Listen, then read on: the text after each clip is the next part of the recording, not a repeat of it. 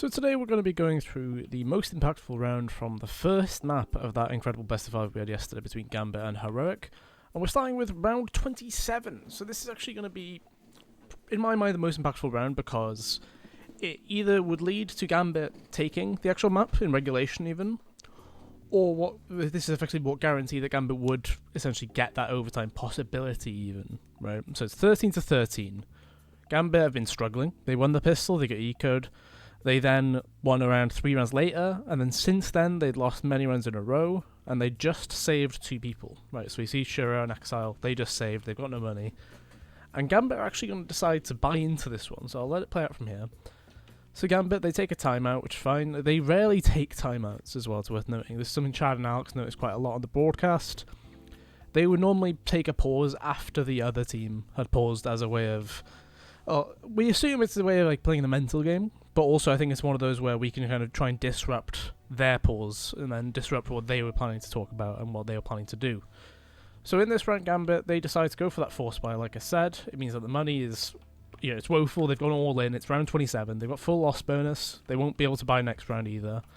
They're hoping as well that the Heroic side of things, money-wise, is a bit difficult, I guess. This is still a buy for them next round, even if they lose, but bear in mind. So it's not as good as they think, but they're hoping that they'll be able to get around here and then hopefully break the economy of them in the following. So, worth noting in this matchup as well, Heroic had been bossing them around the map, really. So Stown kept on picking up that second AWP towards Banana, that was an issue, and Gambit didn't really know what to do. It felt like Gambit bottled it a bit, if I'm perfectly honest with you. Like 11 CT rounds and 11-4 half, you win the pistol. You're up 12-4 at one point. And this map will go to overtime as well. So from that point, you essentially win 2 rounds of the next 11, which is dreadful. So as we can see here, Heroic, they took Banana completely, got a player at tree, got a player at the top.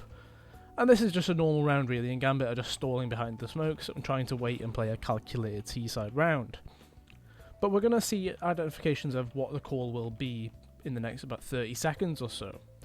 And the main thing here is that we normally see Hobbit be used as either a very dedicated entry, or he lurks towards the other side of the map. And in this case, he's going to be lurking at the other side of the map, as you can see already. We're going to be hitting about 55 seconds. I'm going to pause it here. And you can clearly see Hobbit is already towards the bottom of T stairs here, and then the other players are gathered towards mid. In a typical round, this is probably indication that it's going to be a B split. But the main thing to note is we've now got Cadian on top of the wall here at Banana. So this means that the AWPer is not on the A bomb site, which means this area is a lot easier to get through. If you manage to not encounter the AWPer in this area when you're going for the B split, I can't help but feel like you probably take your chances going A. But Gambit, they stick to their call, they stick to the original call rather, and they still dedicate to go towards the B site. So we'll carry on letting this play through, of course getting lost in the skybox, as we always do. So Testis is the main man here, and this was actually played quite a lot by them, to be honest. They played Testis on this area quite often, with flashes coming from Pit, which we're seeing here, he'll peek. He absolutely bottles that spray. Like, he bottles it beyond belief. So you've killed a player in Mini-Pit, great, that's fantastic.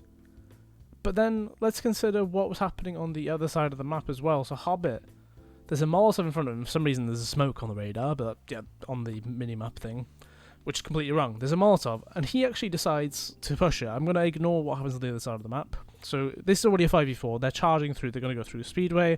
They're going to go around CT as well. Cadian will get 2, and Stown will also get 1 as well.